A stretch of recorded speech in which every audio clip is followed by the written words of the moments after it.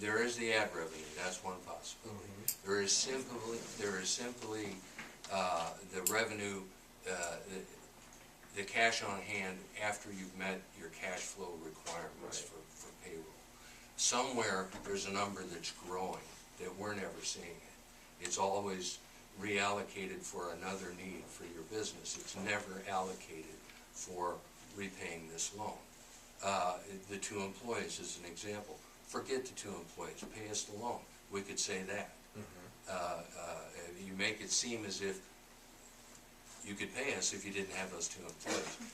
We're willing to take the leap of faith and say the employees translate into productivity that goes way beyond just 2 employees, that somehow generates a number that is equivalent or greater than the amount we need to receive from you.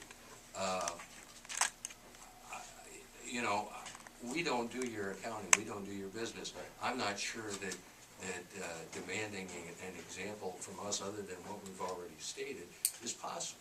Certainly Sam can't do it for you. Now wait a second, he said he sent things to you. And we've sent them back, and our job is not to, as we've been told, is to not give examples. We started with this. And so, you know, we said we need a narrative, got the narrative. Okay. There were some problems with it, so we're working that out. We asked for financials that show the breakdown with all of the companies. We got that. That's in our hopper. And then now what we need is this exit forbearance plan that shows how all of that translates into money so that we're gonna get repaid at the end of the year or before. I mean, the bottom line is not everybody has an accounting degree, and we're looking for milestones that are able to be used by anybody with any kind of background, saying, are you on track or are you not? I know that it is hard, because I work at my business has multiple businesses too, and to pull everything together is very difficult, because they're all intertwined. But it's very difficult when you don't have an accounting background you can't dig through all of that and understand it. And so it's trying to come up with something, you know, I know when I first met you and coming on, and we really looked at it to say, okay, there's this many stores that would help us get to a certain point, and when we used that in that first 3-month period, it was way off, and you kind of made us feel like, well, that's not gonna work because we're going a different direction or we're doing different things. So then we were left thinking, we don't have anything to compare it to, and we have no idea if you're gonna be on track, other than you telling us we were gonna get payment.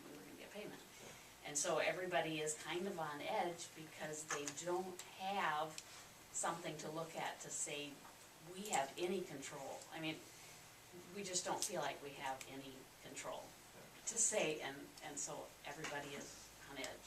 You know, and this is the other part too, where this company has accepted public money, and you know, if you just go through the banks, that's one thing. But when you go through public money and going through the city, I mean, you're going to sit through long meetings like this, trying to convince guys that one thing or the other. That's just the way it is. It's unfortunate, but that's the path that was chosen. and what I'm trying to find is, you know, at one point when we were maybe a little simpler, the number of stores, but, you know, you look at a direct-to-you video, you know, if that hits what it can do, it will do, you know, the time spent on that can replace 200, 300 stores. If we can get to the point where you have 1.5 million emails going out on a daily basis, what's that worth? $10,000 a day? You know, that's where I guess, look at the last narrative that I sent in, see it, does that, because I have the numbers in there, and if they relate back to the numbers that I gave originally, so you have, and I went into further explanation of why, you know, we accumulate that. I have in the forecast that this is what it accumulates, we make X amount of dollars on a sale, and if we can get up to so many stores, then we have that. Well, we need to look at that. I, I've seen two, you got two all my submissions. cooperation. Yeah. You know, I've set up a lot of EDAs and I've sat on EDAs, I know your guys is, and I'm struggling, I'm trying to do it. It is that fiduciary responsibility to the taxpayer. I mean, we're not tough. Wait till we recommend to the council that they approve of forbearance to G-Force for another year. There may be questions. The same thing will have to be gone through again.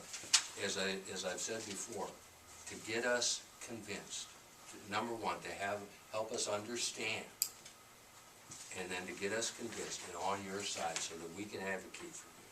When it goes to the council, if there's questions, if they see that we're confident or reasonably confident, that's gonna help. You're not on your own. If we're not, it's gonna be hard to hire.